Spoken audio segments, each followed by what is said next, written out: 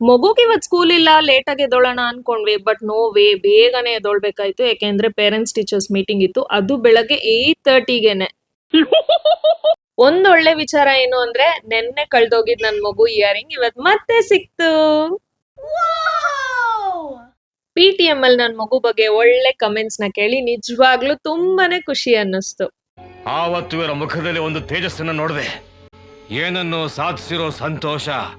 Just after 2 seconds ನಂಗ್ ಬಂದಂತ thought, ನಮ್ ಜೊತೆ ಇರೋವಾಗ ಈ ಮಗು ಯಾಕೆ ಇಷ್ಟು ಗುಡ್ ಬಾಯ್ ಆಗಿರಲ್ಲ ಅಂತ.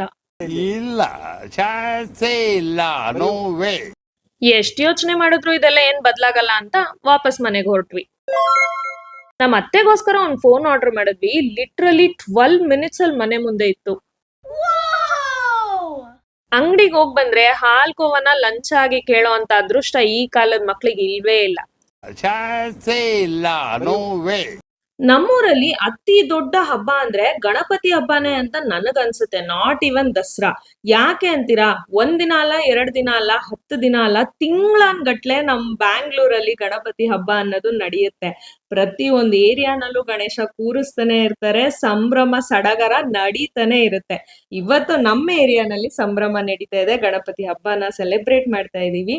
ನಮ್ ಮನೆಯಲ್ಲಿ ಗಣಪತಿ ಹಬ್ಬ ಸೆಲೆಬ್ರೇಟ್ ಮಾಡಿದ್ರ ಬಗ್ಗೆ ಒಂದು ಕಂಪ್ಲೀಟ್ ವ್ಲಾಗ್ ನ ಯೂಟ್ಯೂಬ್ ಅಲ್ಲಿ ಅಪ್ಲೋಡ್ ಮಾಡಿದೀನಿ, ಖಂಡಿತ ಮಿಸ್ ಮಾಡ್ದಿರಾ ಚೆಕ್ಔಟ್ ಮಾಡಿ ಅಂತ ಹೇಳ್ತಾ ನೆಕ್ಸ್ಟ್ ವ್ಲಾಗ್ ಅಲ್ಲಿ ಸಿಗೋಣ. ಅಲ್ಲಿವರೆಗೂ take care and follow for more. ನನ್ನ ಚಾನೆಲ್ ನ ಸಬ್ಸ್ಕ್ರೈಬ್ ಮಾಡ್ಕೊಳ್ಳಿ, ಸಪೋರ್ಟ್ ಮಾಡ್ತಿರೋರೆಲ್ರಿಗೂ thank you so much. Take care, bye.